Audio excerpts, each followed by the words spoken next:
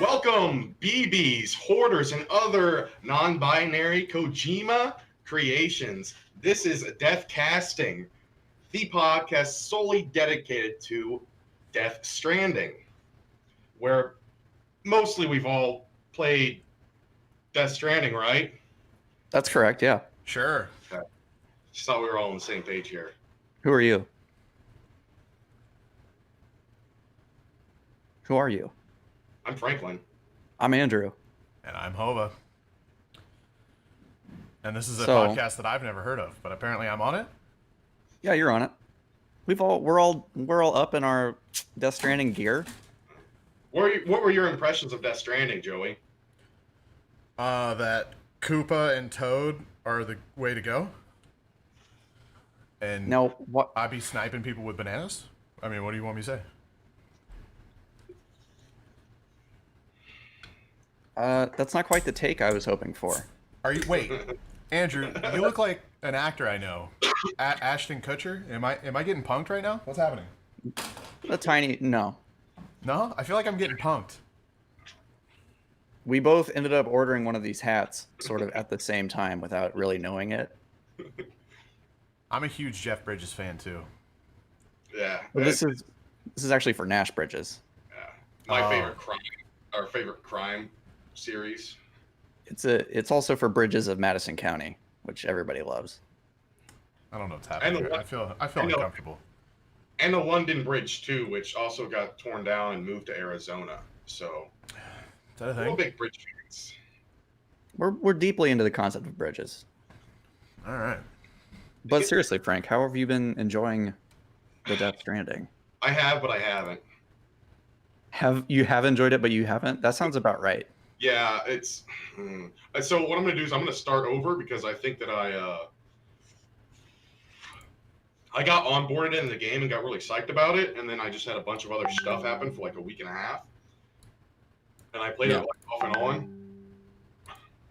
And now it's just too scary, and I'm saved at a spot where I don't like it. I don't like where I'm at. But I got a lot of likes for like some ladder placements and rope and stuff, and feels good. Doing some odd jobs, and then feels good to get those likes. And then whenever I boot up my save, I'm just going to continually get destroyed by some BTs or some mules. Yeah, it's fucking not making me happy. So that's cool, whatever. But it was free, right, with my graphics card. So yeah, there you go. I'm just extremely. I can't wait to actually get into it. I was going to do that this past weekend, but it's not happening. I keep meaning to put more time into it, but it's like every time I want to play it, I want to sit down and put a significant amount of time into it. So any sort of game, like all my gaming time is like segmented kind of. So I have to play things in short bursts, which that game is just not really built for, in my opinion. So anyways, it's scary. What a fun prank we did. Yeah, we got him. Gotcha. I now understand the podcast notes. I get it now. I finally understand. Did you guys do anything fun this weekend? Did you guys see anybody you haven't seen in a while this weekend? No. Wait. Are you alluding to something? Was it? I don't even remember. This weekend or last weekend? This weekend hasn't happened yet. It's Friday, first of all. Sorry to break the wall. No, we're talking about the most recent weekend. Did I come over this past weekend? Yeah, my house? Yeah. Yeah, I got to hang out with old Frankie 9.5 Fingers, which was good fun. I got to introduce Frank to friends that have never met Frank, and that was really fun. Was it? Yeah, because Frank shows up with bags of stuff for just one evening of fun, and he was whipping out an entire like mobile bar, and he pulled out all these bottles and set them on the counter, and then Frank went out to go get more, and my buddy John just looked at me and he's like, "Who the fuck is this guy?" And I was like, "It's Frank the Tank, man. What do you want me to say?" That's who he is, man. He showed up with what you had a meat tray, a meat and cheese tray, a case of Capri Sun, a bottle of gin, a bottle of whiskey. There was another bottle of, huh?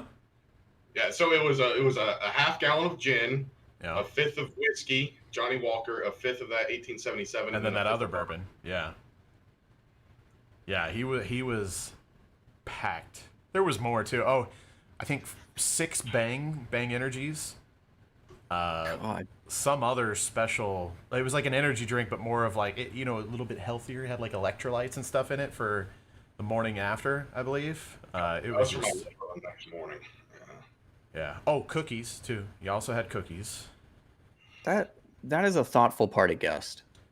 He was, man. Honestly, I made a full dinner, but he almost brought more than what I contributed, and I was the host of the party, so he kind of made me look bad, you know. Yeah, but I didn't wake up before everyone else and start making fruity pebble waffles. Okay, yeah, I did do that. That was good. That was a good night. Do you remember what I made for dinner, Frank? The monstrosity.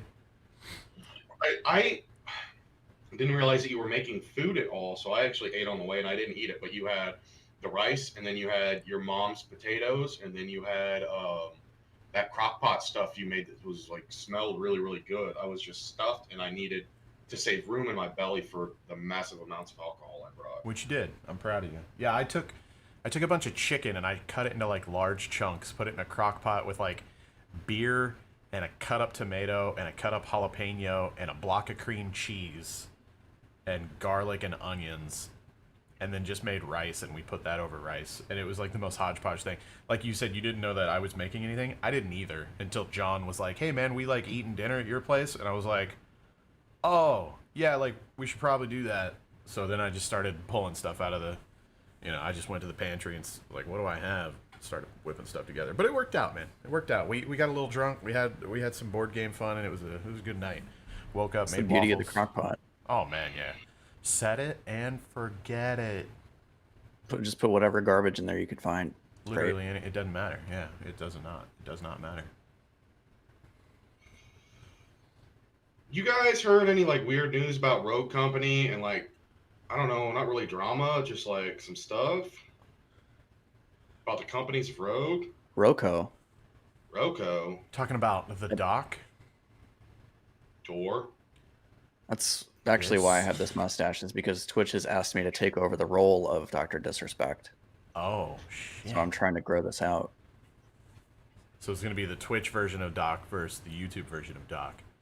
That's right. I think 500,000 viewers on his comeback stream. Look at him go. You're not phased? I don't know. Obviously, I'm aware of him, but I've never watched more than like 20 seconds of one of his streams. So I'm not somebody who watches streamers. I just don't. Right. It's not my shit. I've never been much of a fan myself, but he is one of the few streamers that actually has like a character stream and puts a lot of production value. Like, just, I watched a little bit of the comeback stream or whatever, and it's just like constant.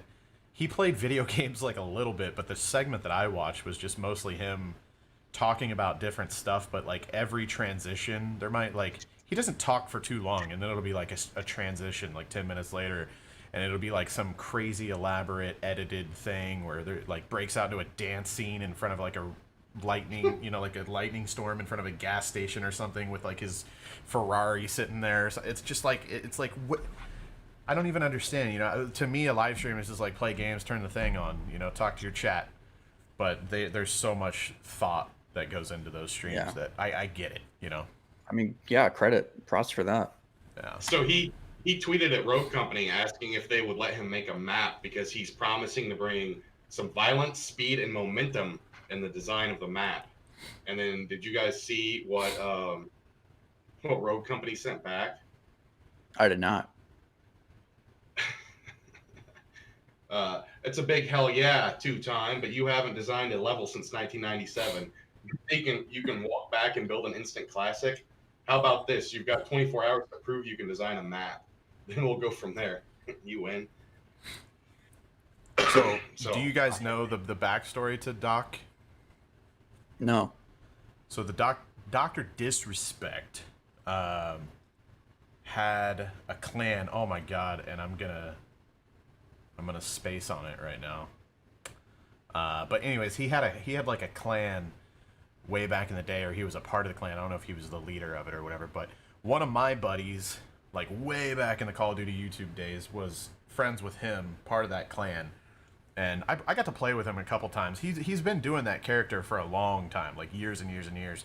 So he was a Call of Duty like YouTuber or whatever, and then he basically like stopped doing that. He got hired at one of the Call of Duty development studios. I think it was Infinity Ward, right? Yeah, because he actually was a map designer for Advanced Warfare.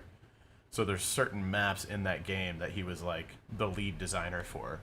And he's had streams in the past where he actually like walked through some of the maps that he designed and explained like, this used to be here and this wasn't here, but we had to add this because this line of sight wouldn't work and everything. And it was really interesting. Like, again, not really a Dr. Disrespect fan, but I went back once I heard people talking about that. I went back and watched the highlights of him just like going through the maps and kind of explaining how they were built and stuff. Because shit like that's fascinating. Whenever you've spent, you know, so much time in a game, and then you kind of hear like it's almost like whenever you watch one of your favorite movies with the commentary of the director and actors for the first time, you know, it's just really interesting shit if you're into that. And so yeah, he's actually got, you know, like it sounds like some people that are new fans, they might just think that that sounds like something that Doc would just say because like his character's big-headed and he can do it all or whatever, but he legitimately is a map designer for video games. So to me, I'm wondering, I also know the people behind Rogue Company, High Res Studios. I got to meet a lot of the people there whenever I was working with them for Smite, and they're just really fucking cool people that think differently than a lot of the other studios. Like, they're just the kind of studio that if Doc just got a wild hair in his ass, was like, let me design a map, they'd be like, fucking sure, whatever, free publicity for us, you know, like, why not? Take a stab at it. But it also screams to me, reading the tweets and everything and back and forth, I wonder if it was like a pre-set up, you know, like, deal. I don't know. Either way, it's fucking cool, and I'm kind of excited to see how it plays out. Yeah, I'm into whatever results in more content for that game, basically. Yeah. It needs more. The stuff that it's got's golden, but if it had more, I'd like to have like 4 or 5 more maps. And they are gonna be doing that. They are. Maybe like 2 more game modes. I mean, it's pretty fun. I just like, it's a fun game to play, but man, I really need shit to unlock in games. Yeah. It's like, that's my jam. And until it has that, it's going to be tough for me to like keep coming back to it. So whenever I don't think Andrew was playing with us. No, because it was whenever Frank had his friend over.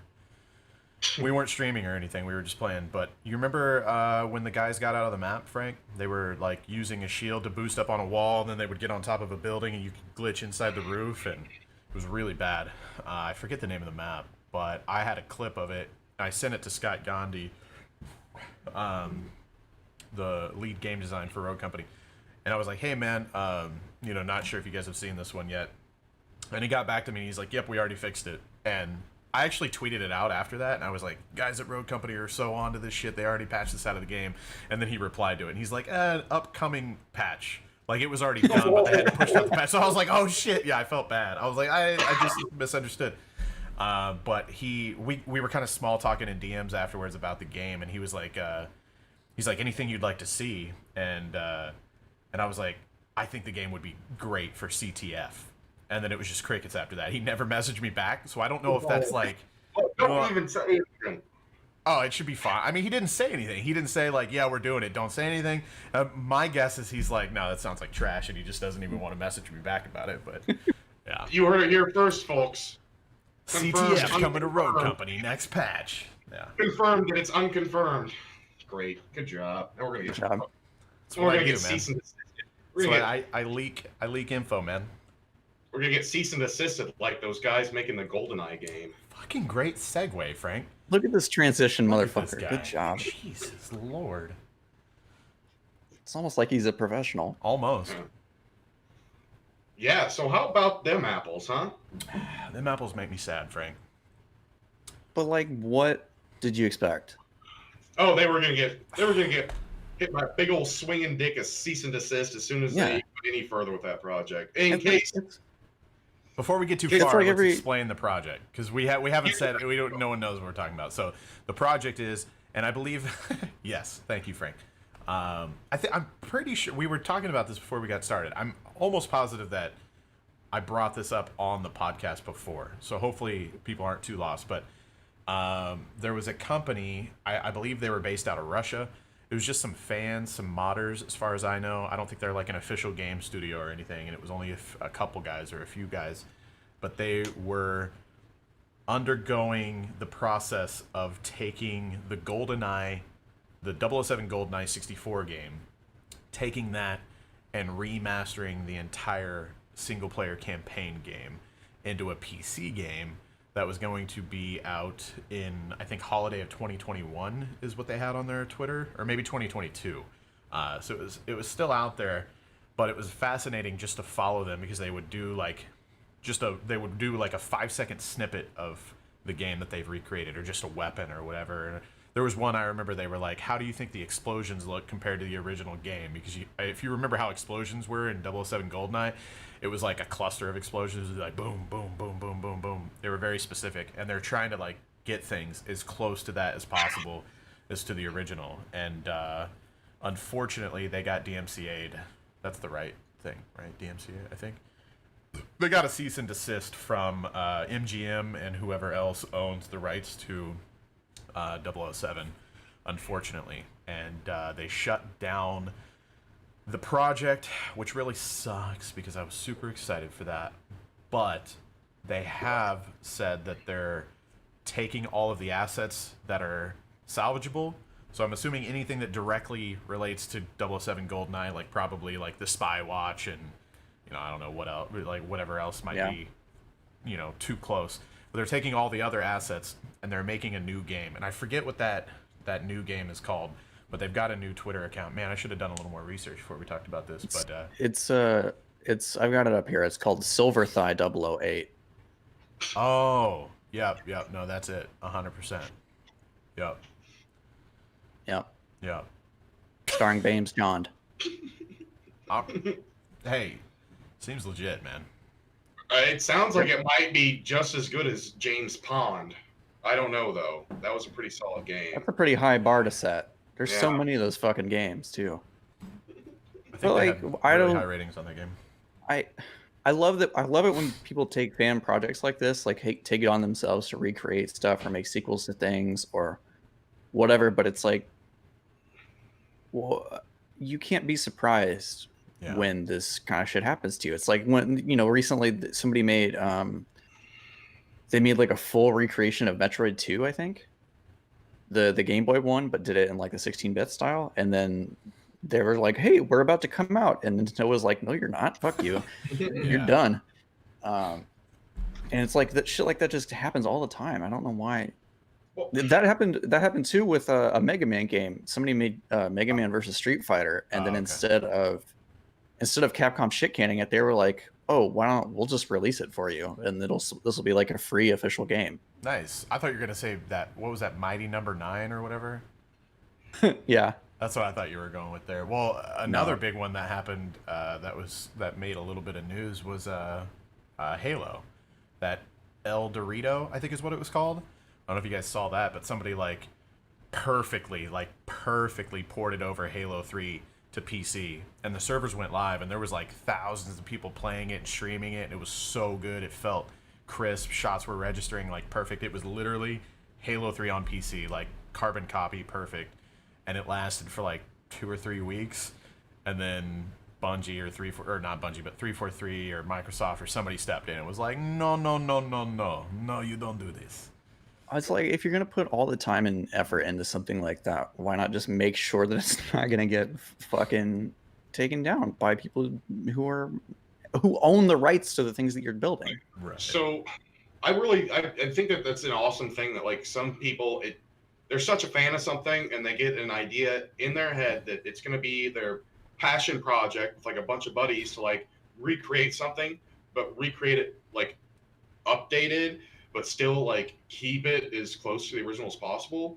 Like they should be smart enough. You know that it's going to get taken down. So just like be really silent about it. Don't say a whole lot about it. and then just like dump it off on Bitcoin. Yeah, You can't. know, Like, I don't. Yeah, all the attention drawing to it. Like, I mean, that makes sense on one hand because you obviously want people to see what you're working on, but you're gonna attract the wrong eyes to that too. Right. Like, think about all the like Pokemon hacks you can find out there, all the ROM hacks and shit. They're like, yeah. Of course now I can't remember a single color that isn't already a Pokemon game to say. I was gonna get one of those carts so that way I could put it in here and do like play the ROM hacks and stuff. Mm-hmm. But they're all sold out. The ones in there that like you can, like the 2x, 5x, 10x's, like all those things, like they're all bought out. It's really hard to get a hold of, and I'm not gonna buy them off of YouTube or not YouTube. Oh my gosh, eBay. Oh, Speaking of remasters, what do you guys think about the Tony Hawk's 1 and 2 remaster? fuck yeah. But they should probably remake the best one instead of the first two. Whoa. You What are mean you saying? Underground? 3? Tony Hawk 3. Yeah. Because Dude, I Tony Hawk don't 3 is even- where they added reverts, so then you could combo all over the entire park, like no matter where you were. They had flatland tricks, and I mean, like 2 had flatland tricks too, but reverts they added so that you could continue combos off of a vertical ramp. I'm hearing really good things about it. Like, I tweeted a video earlier about it, and a lot of the replies were saying that it was fantastic, that I've already played the demo. And but I don't know, man. Like, all the gameplay that they've been showing, it really seems like it's Tony Hawk's Pro Skater 5, like the same engine. I haven't looked into it. It's probably, people listening probably know more about it than I do, but I feel like it's just the same engine as Tony Hawk Pro Skater 5, and then they just, remade the maps from the first game and the second. Well, and they've already remade Tony Hawk's 1 and 2 like twice already, haven't they? They've already remade Yeah, I at think least so. once. Yeah, I think Yeah. on Because I have it on Steam. Yeah. Yeah, I've got like the. Yeah.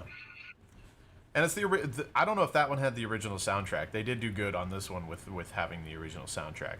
And it says something about multiplayer, but I don't know what that is. I don't know what that would be. Surely you can't just like skate around, dude. If you can skate around the original Tony Hawk 1 and 2 maps it's like together.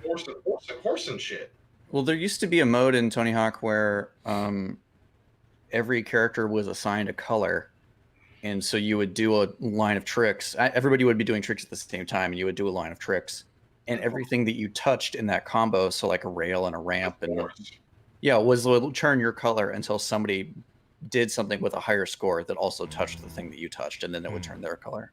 It was like a graffiti tag type. Yeah. But I mean, kind of, yeah. Yeah, it was super fun. And then they had horse too, which I forget exactly what that was. I don't know if you had to do the same exact trick as somebody else did, but better. Or just same spot, better score or something maybe. Yeah, something like that. Skate had a version of that too, but it was, I think, better just because the way you control and skate is so much more, it's more delicate. Right. So trying to land the same trick as somebody else is actually more difficult than putting like pressing like left and square at the same time. Yeah. Also, speaking of Pokemon, right before we got on this call, we all had to exchange Pokemon Go information. Via QR code on the webcams. Yes. I'm bringing it back, baby. Should we all show our VR codes on cam right now so we can get more friends? Actually, that's probably a fucking great idea. We'll just put them in like the comments of the video or something. I want all the friends in the world. Yeah, right? Why not? Frank's like, no. You got to get them That's gifts, fine, man. bro. Gifts help a lot. They really do. Yeah. Pokemon Go is I don't know, man. I definitely got out of it for a long time. Like the novelty of it kind of wore off.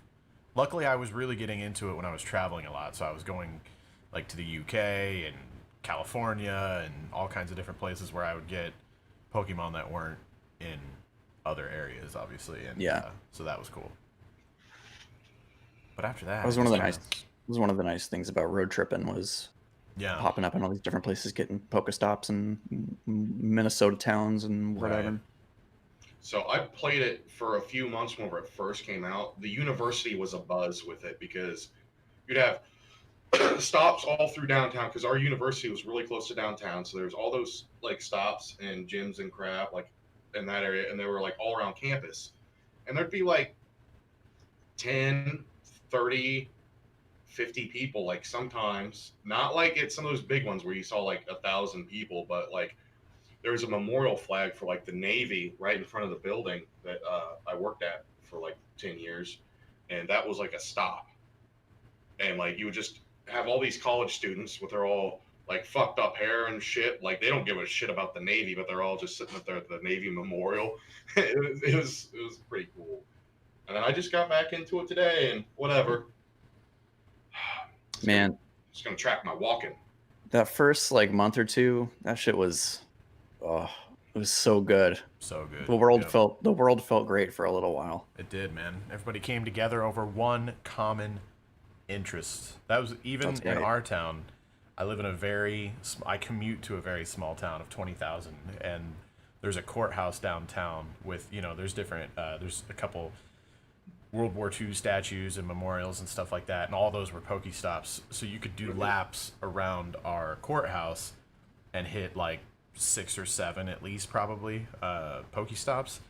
And I remember going there with some friends who were also into Pokemon Go, and I shit you not, there was like 50 people in my tiny little town just walking around the courthouse. And it was really, I just remember like being really weirded out by it because it was all younger, like high school age, college kids, but also like people my age, like late 20s, 30s, people that grew up with Pokemon. And it was just a really weird like demographic to be a part of. And it was really cool to see. It was just a bunch of nerds, we were running into people that we hadn't seen, like the older crowd, me and my friends, we were running into people that we hadn't seen since like the high school days and stopping and talking to them about Pokemon and video games and stuff like that. It was so weird, man. And I just remember being blown away that my little town, even my little town was like that. And I couldn't imagine like what New York City and stuff looked like. And it didn't last long, obviously, but it was cool to see, cool to be a part of. I'll have to send you guys a screenshot of the next time I go to Manhattan, and so that you could see where all the Pokestops are, because it's like, just like it's so fucking. So, like, Pokemon is just one of those things that is just multi-generational. Mm-hmm. And it always, you know what they always say, like, Pokemon never changes. It's the beginning of what every video game starts as. Yeah, that's how Fallout starts too. It's weird. It's talking about Pokemon and Fallout. But dude, yeah, and it's just there's always going to be old people and young people. There's like 50-year-olds that still play Pokemon. I don't care. I'm not ashamed of it. I'll put that badge on my arm. Hell yeah. Yeah, Did any of you guys get into the? Did you ever get into the card game at all? Collecting mainly, but then I also did play. I collected a lot, but I remember playing a little bit, but I never really fully understood it. It was just like basically people holding my hand, and it was cool to be a part of, but I cared more about collecting. When I lived in Kansas City, I grew up in Kansas City. There was a mall called Metro North Mall, and up there was a bookstore. I think it was a Walden Books, something like that. Borders or Barnes & Noble or some shit. It's just one of those chain bookstores. And I don't think it was every weekend. I think it was maybe like every other. They had Pokemon card tournaments up there. And so I would go, and they were somehow sanctioned. Like they had official shit.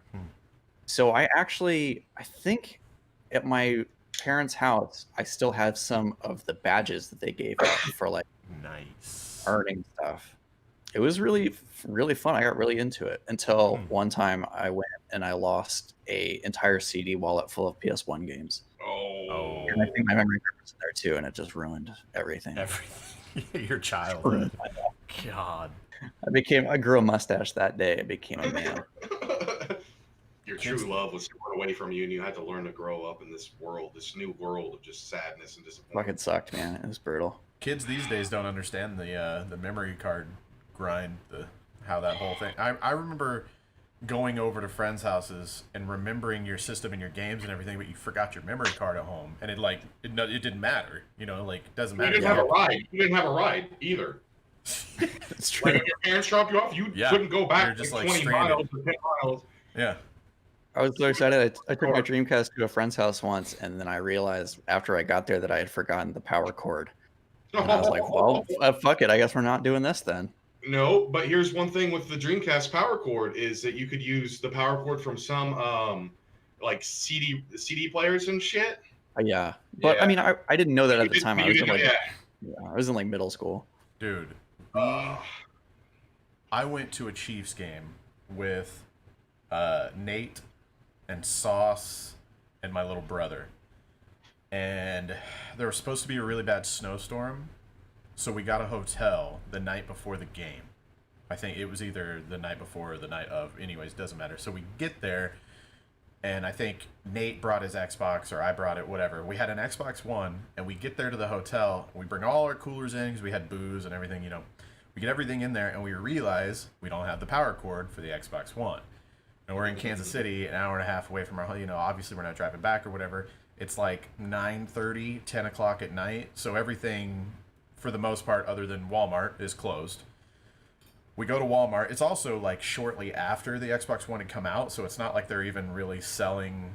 I mean, I still don't think they just sell Xbox One power cables, to be honest. Like, just buy a new Xbox. You guys buy a new Xbox. No. It was better than that. So, me being like what Frank was saying, I was like, well, I know that the end of the Xbox One power cord is just like the little figure 8. I believe it's either it's not the boxed. You know, I think it's the PlayStation. One side is squared off and the other side is round, but on Xbox it's just round on both sides. So I was like, dude, that's like the power cable for like a lot of shit. I was like, so we'll just go to Walmart. We'll find like a lava lamp or a toaster or something that's like $20. I'll just buy it and we'll use the thing, and then we could even return it. You know, whatever. We'll figure it out. So we go to Walmart at like 10 o'clock at night, and we're walking around, and we can't find anything. And then I was like, well, let's go over to the electronics where they have like TVs and stuff plugged in, and maybe we'll just get lucky and like see one laying on a shelf or something. And we can't really find anything. And eventually a manager, or I don't know if he was a manager, but an employee notices that we're like looking around and can't, you know, he asks us, hey, you guys need help finding anything? I was like, here's the deal, man. We're from Sedalia. We drove all the way down here. We brought our Xbox One. We're trying to chill, play some games tonight. We don't have a power cable. You know, you guys don't sell anything like that we can find. And he looked around. He's like, no, yeah, we don't sell anything like that. And he's like, hold on one second. He's like, stay right here. I was like, all right. So he's gone for like 10 minutes. He comes back. I don't even know where he got it from. He's got it like bundled up in his arm, like kind of hiding it. He's like, here, bro, just go. I was like, he's like, just go. Just don't say, just go. I was like, all right. It's so fucking random. So he just gave us this loose cable. I don't know if he went in the back and like jacked it from the security camera room or something. I have no idea where he got this power cable from. And but I just looked at it real quick. I'm like, yeah, fuck, that's the right one. Just stuck it in my pocket, walked out of Walmart. We went back to the hotel, played Xbox One that night before the game. It was fucking great. So I don't know who that dude is. If you happen to be a listener of the podcast, which I doubt it, but I love you, man. Thanks for helping us out that one lonely night. We appreciate your service. Yeah, a gamer in need is a gamer indeed. That's cool. I have some memories of being stuck in Walmart late night with at least you, Joey. Frank, I feel like you might have been there too. Was it when Halo 3 came out? We all went and fucking waited at Walmart for like 2 hours or some shit. We waited there for a long ass time. Was it Halo 3? I think I got Halo. I can't remember if it was GameStop or Walmart that I got that from. We might not have had GameStop back then. No. It was definitely one of the, I think it was one of the Halo games. It might have been like a Gears of War game or something. I remember doing that, and then I remember, I think for Guitar Hero we did it too. It was like Guitar Hero 3 or something. Oh, yeah, I remember those days. Well, I didn't wait in line, but I remember we would play the shit out of some Guitar Hero or Rock Band. You had Rock Band, didn't you, Andrew? I did, yeah. I don't know if I had it then. Did I have it back then? I don't know. I don't know if it was out that early, was it? It might have been. No, it was. I remember because I remember playing Rock Band at one of my high school girlfriend's houses. So yes.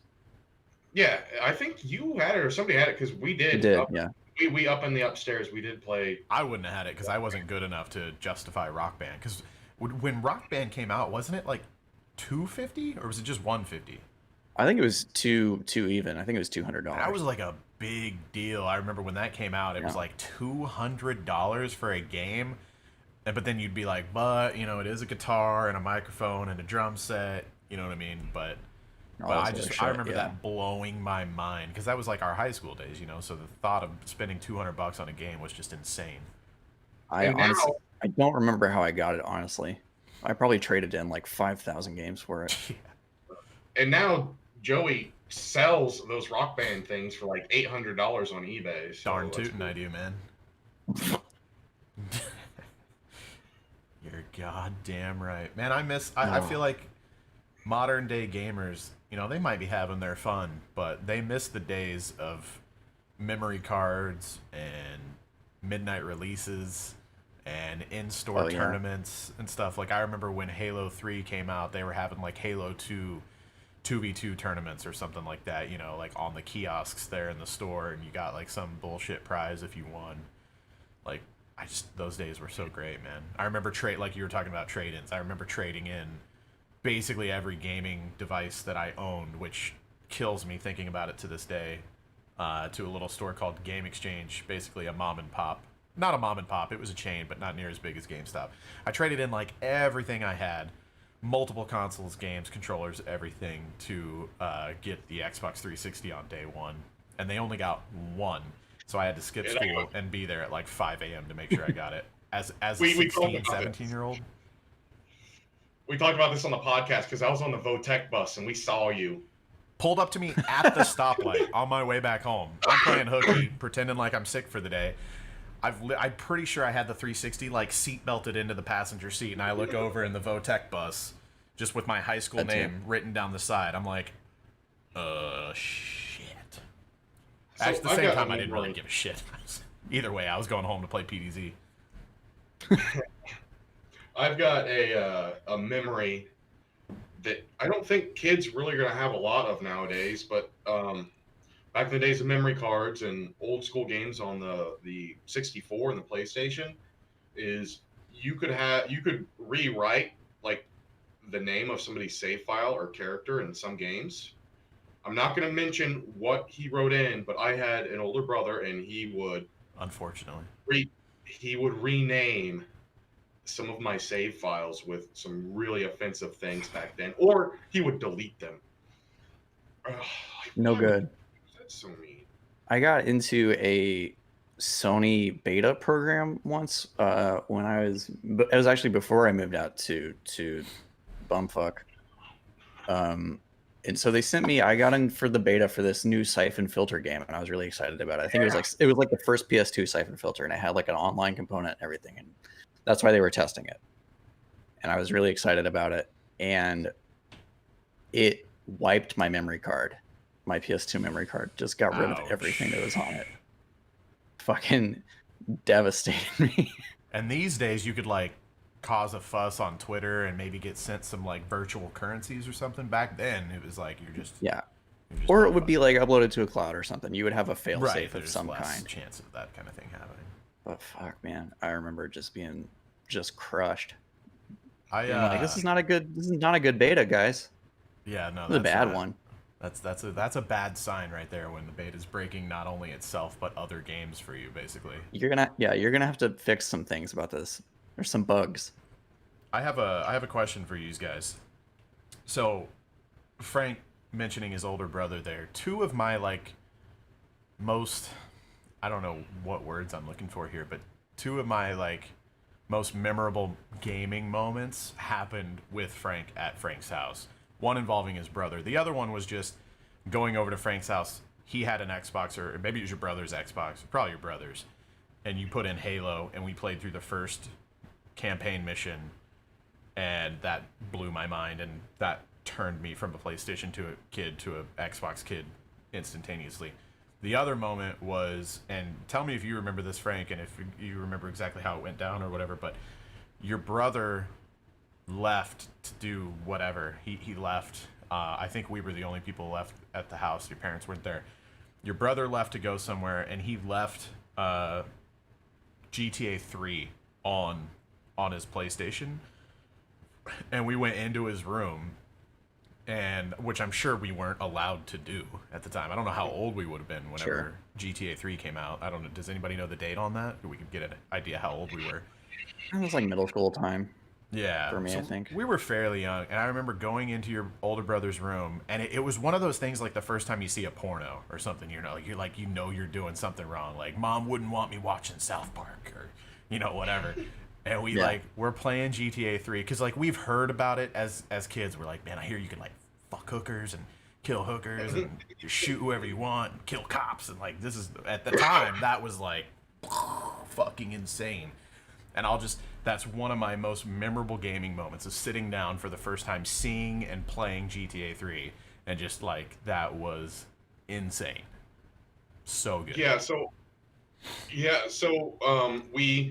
that Xbox was mine. That was mine, and I begged and pleaded so much so that way I could open it up like early for Christmas. It was a Christmas present. Right. But then the PlayStation 2 thing with GTA 3, yeah. And there was another time, I don't know if you were there, but this might be the same story, but I don't think it is. But somebody was there when we were playing GTA 3, and he didn't know, and he left it on. And, like, he came back to the house, like, while we were in his room playing GTA 3, and I can't remember who it was, and he was pissed. Like, dude, we're not saving, we're not doing anything, we're just causing mayhem. Like, it's already saved. We're not doing anything. And he was so mad. But, GTA, in his defense, GTA is not one of those games where it's just like, it's a 3-hour campaign. You know what I mean? It's open world adventure. You're talking, I don't know, how in GTA 3, maybe 13 hours or something, anywhere up to, I think, San Andreas, I think, was over like 30 hours, just like core campaign missions. I'm sure 3 wasn't quite to that par, but I can understand now looking back at it. Like if we would have fucked up his game save, depending on how far along he was, I get it. But I'm looking at it here. October 22nd, 2001 was, so we were like probably 11 or 12. I was in 7th grade. So that's pretty young to be seeing GTA 3, And here's, let's be honest. The other thing is, we got to see it on a huge, gigantic, really expensive Sony Trinitron flat screen CRT that he had. One of those big. Yeah. Those are nice. It was really nice. Frank also had one of those jumbo like flat screens in his living room, I think, didn't you? You had a pretty nice sized TV in the living room, I think. Is it like a rear projection TV? Maybe not a rear projection, because I think you had it in an entertainment center, didn't you? But I remember it being pretty nice. It was a pretty nice big. We could get behind it, I remember, because we would mess with the satellite to get the booby channels. Yeah. God bless C-band satellites. So what I figured out, I would watch like anime and crap and stuff that like was not in English, because with that C-band satellite, somehow I figured out that I could actually fine tune where the satellite was pointing and pick up like other channels sometimes. Just saying, just throwing that out there. Dude, and so I got all these international like channels, like shit from the Middle East and Japan and fucking like South Korea and nuts. It was cool. And then we also had a family friend that would actually do the flash cards. He would, so you could flash and you could get everything unlocked. Like you would have all the whatever. Mm-hmm. We didn't have that at that point. He eventually started doing that like later on, and then I tried a couple of his like DirecTV cards. You could put them in, you could get like everything, like all the pay-per-view and all the movie channels and everything. I just remember that satellite was like as big as a van. Like what? How? It wasn't like DirecTV or Dish or anything, was it? Like how did the satellite C-band? So how did that? Was it a subscription service? How did that even work? It was a C-band satellite, and I don't remember if it cost them like $2 or $3 grand just for the satellite, and then you had to pay for. Yeah, that was just your satellite, so it moved around to pick up the channels and shit. And you would have like the C channels, the D channels, the E channels, F, or maybe it was like C4, and there was like 20 possible channels on C4, and then like 20 possible channels on C5, and 20 possible channels on C6. You were like the only person that I knew that had satellite TV in those days. Like I didn't. Yeah. I don't know anybody else. The concept was so foreign to me. You guys have to understand, I grew up in a basically 1-bedroom studio apartment size. Like it was the tiniest like 50-foot by 20-foot house. Like, I don't even think I'm exaggerating. Like, that's probably actually how big it was. Like, just the tiniest house ever. And we had a pole with an antenna at the top with, like, all the little, like, piece of crap aluminum arms coming off it, whatever you want to call it. And, like, when storms came through and stuff, we couldn't watch anything. On a good day, we'd have 3 or 4 channels. Every time it would like move during storms, I'd have to go out and physically rotate the bar back towards Kansas City to, like, you know, get PBS. Like, it was so Frank's house was like nuts to me. But so do you not remember at the pool we had in that big massive deck? We had the big high deck, we had a middle deck, and we had a low deck. There was a huge tower that was built on the big deck that had an RF and over the air antenna on top of it too. I don't remember that. I just remember the one out by the road. Yeah, and so sometimes if that thing got jacked up, Dad would have to climb up there and, like, fuck with it. But we had a thing down there where you would rotate the dial and it would move to whatever channel 4 was, channel 6 was. That's and you crazy. would have to, like, move that dial, and then we had that C-band thing, and then, like, yeah. See, I had, like, a certain way I had to turn mine. We could get, like, WB, which was I remember, I'm pretty sure it was 62. You could get WB on, like, if it was, like, if I looked outside and there wasn't a cloud in the sky and no wind, I'd be like, oh, I can watch WB today. I can watch some, like, Looney Tunes or whatever, you know? And I'd have to turn it towards Columbia, maybe, I think. I can't remember exactly, but there was, like, ways you could do it. But, you know, you had to work for stuff like that whenever you were a kid growing up, especially out in the sticks and when you're poor. But and the boobies we saw weren't even good. They were all pixely, like... And it was probably like Skinamax. It was like no penetration, just like dry humping. Every once in a while you'd see a nipple, you're like, ah! Or like pixelated, and then it would black out, and then you would see it pixelated again. Did you ever even really... I feel like we were never at Frank's by the time Andrew was around. Never. We just, No, it was really. it was just Andrew's once Andrew was around. Yeah. Yeah, my place was the collaboration You spot. had the superior crib. Yes. Yeah, it was mainly the internet. Mainly the internet. Mainly Honestly, the internet. Mainly It was the internet. mainly yeah. And a reasonable expectation of privacy with the way, like, my room was set up. We could just go Even in though we there were and be left alone. Right next to your parents' bedroom. But Like, they didn't mess with us, though. They didn't care. yeah, No, except they- they're like, hey, Frank, how you doing? I'm like, okay. How's the acid treating you? Did one of them ever say that to you? I won't mention the name, but he came in and somehow he knew that I had dropped. And he asked me, like, you doing okay? Like, yeah. You need All anything? right. No, I wonder if okay. he, like, cracked the door while we're all just sitting there laughing about you eating acid, and he saw it and just was, like, cool enough to just be like, let me just shut this door, pretend I didn't see anything. Yeah, I mean, like, what? I feel like that's a no-win situation if you want to put yourself into it. Yeah, It's right. like it's just gonna break bad no matter how you try to handle Like, it. what am I gotta call this kid's parents and be like, hey, so... It's not fucking worth it, man. Well, I think He's young. He'll be as all right. fucked as we were, I think all of our parents just kind of understood that we were at least doing the shit we were doing as responsibly as possible. I don't know. Maybe we just had shit Yeah. parents. I don't know. No, but I mean, also, like, for the most part, I mean, you and me, Joey, we didn't really get into that much shit. No, yeah. Nothing like crazy illegal, Frank. Yeah. Yeah, Yeah. we just live vicariously through Frank. And maybe Yeah, they knew basically. that. You There know, was sure, we'd be driving around shooting Roman candles out of, like, car windows and shit. At Like people, any but, other like, kids, yeah. like any other children in the country. But Right. There was one time on my birthday where I had taken a little bit of hallucinogens, and I was planning on spending my birthday by myself, like just whatever.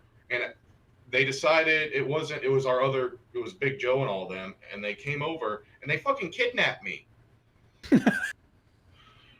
I think you told us this story. After I had already, like, got my stuff in, it's starting to ramp up. They come and they kidnap me and they take me to the racetrack to watch, like, sprint cars and shit. I'm like, guys, this is not the It's not a no. good idea. That man in particular, he was wild, dude. I remember many times while he was behind the wheel, being in the same vehicle, thinking, "Oh, this is it. You know, I'm dead." I remember going sideways going down a road one time because he would just constantly screw around. A lot of people from our high school would, like, when everybody got driver's license, everybody just turned into a daredevil. I remember going sideways, just sliding through the gravel and seeing, like, power lines, you know, like electric poles on one side and trees on the other, and I was just like, dude, we're gonna fucking die. Like, this is it. We're all dead.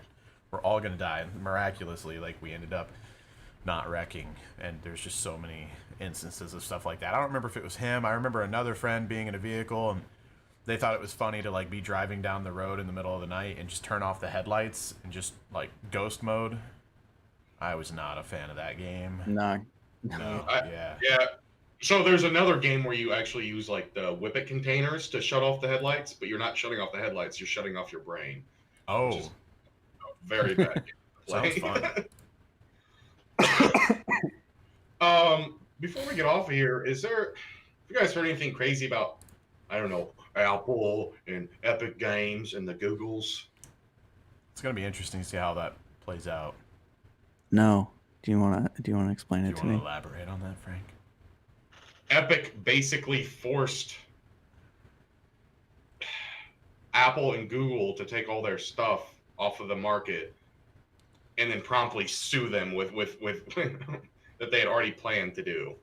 It was a chess move. Yeah. You think it was premeditated? Do you think that they knew that they were going to take their game down just to move forward with the lawsuit? Yes. Yeah, definitely. I guess I never thought of it that way, but yeah, that makes sense. But it's like, I don't know. I feel like I'm not on anybody's side in this fight. Like, I think my knee-jerk reaction is to be on Epic's side, because 30% is insane for something that you created, and it's a free game, so the only way they monetize is in-game transactions, and Apple's just like, hey, you're on our platform, we're taking 30% of all that in-game revenue for your fans to buy the stuff that you programmed to put into your game. That's Apple's shift, though. It's like, if you want to put a thing on their 30% service, though, I would understand. I don't care. You agreed to it. If you agree to it, then it's like, that's the fucking deal. Like, and they're not going to negotiate with you. They're Apple. They're like, all right, fucking don't put your game on our shit. And here's the deal, though, is they're like, well, Apple, you guys are making a monopoly out of this about your walled garden. Well, Apple's like, well, duh. That's why we make the walled garden, so we can have a monopoly on our stuff. That's the whole point. That's exactly the entire point. But why is Epic not going after the consoles? Because the consoles are still they're a walled garden too. They take that much, though? I know. I'm sure they take a similar cut. I'm pretty sure that, like, I'm pretty sure if you want to buy 1,000 V-Bucks on a mobile device, it's always cost more than it costs on a PC or a console, because they hike the price because Apple and Google take such a fucking huge cut. I'm pretty sure. So I don't think that, I could be wrong, but I don't think the consoles take, I don't think PlayStation and Microsoft take, Sony and Microsoft, I don't think they take as big of a cut. I could be wrong, but. Well, the one about, so this lawsuit, I haven't read it. I don't know the full details of it, but I'm assuming it's targeted at Apple and not Google, though. I think it's at both, isn't it? I think it's like, hey, if basically they're saying, like, if Apple, one file for Google. That's dumb, because you can easily sideload stuff onto Google. Like, you can install apps that are not from the App Store on an Android device. Yeah. You can on an Apple too, but it's more complicated. Well, yeah, like that's like kind of explicitly against their whole shit. You know, they want to have everything controlled through their App Store, and that's just the system that they've designed. But Android has always been about having more choice, being more open. And like, that's what happened when Fortnite came out at first. Remember, you had to go to Epic's website and download it from the APK from them to install it on your Android phones. Yeah, before it was officially released. Yeah, so like, if you want to do that, then do that. Well, you saw how they did it though with Apple, though, right? They didn't force people to buy V-Bucks directly from Epic. They still had the option for, it was 1,000 V-Bucks for $9.99 through Apple Pay or whatever, through their iOS. But then if you bought it directly from Epic, it was $7.99. So it was a $2 discount. Right. So does that even? I mean, obviously, I don't know the exact wording in their EULA or whatever, but I mean, they still had the option to buy it from them. It was just like, hey, you can get it a little bit cheaper directly from us. Yeah, but I feel like they didn't do anything wrong. If you provide that option, though, it's like who's going to decide to pay more if they don't have to? Well, then that's up to Apple to say, hey, look, it's kind of like whenever you check out online and PayPal's always an option. It's like not everybody has PayPal set up. They don't want to go through that hassle of setting up a PayPal and linking their bank account or whatever. They just want to do it through this. That's kind of the way I saw it. Like maybe Apple's the more convenient route. So it's like not everybody's going to buy direct from Epic because maybe it's a little bit more of a pain in the ass because you have to like pay with a credit card or something instead of. It's not quite the same though, because that's not like if you pay with something with PayPal versus Amazon Pay versus whatever else, all that shit is gonna cost the same. You don't get a discount for doing it one way or another typically, unless it's like a special Visa thing and they have like a deal with the site or whatever, which is just not this. Just fuck Apple though, in general. I mean, sure, of course, I want to see them ground beneath the heel of my boot, but like, I don't know. I just don't feel like. I feel like this is a big nothing. Maybe, yeah. Yeah. Down with microtransactions. I think we could all agree on that. Oh fuck yeah. So before we get off of here again, I want to shit on something. Oh god. Do you guys know that EA Access and Origin Access are going to combine to be one launcher thing now? That reminds me. I think I'm paying for one of those things, and I need to cancel it immediately. Yeah, do it. Get rid of all of it. Fuck I didn't know they were separate things now. Yeah, so they're going to like merge all that under the new EA Play thing. So I'm really still salty AF. I'm salt mine salty. I'm really still mad about this. This has been like 2 years, like made me mad. I will not ever get anything on Origin. Ever. Because I had bought a physical copy of Battlefront. Well, which is really just a DVD box with a fucking card on it with a serial number. With a code in it. Yeah. Okay, that's what it was. And I love that game, and I played that game for like 4 months. It was like all the time.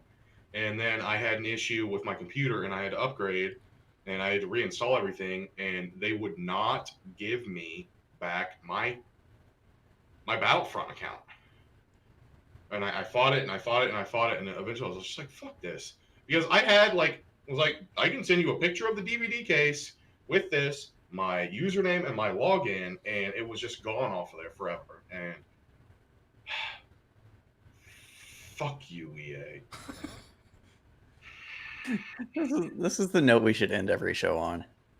It just made me so mad, and it still does to this day. And that's why, god damn it, I'm gonna get fucking Squadrons, but if that happens to me with Squadrons, I swear that'll be the final straw, though. Oh yeah. Is it only going to be on Origin? Is it not on Steam? EA's been so like prickly about their shit. I mean, recently they started putting stuff on Steam, so who knows? Maybe they'll finally just be like, yeah, sure, you can.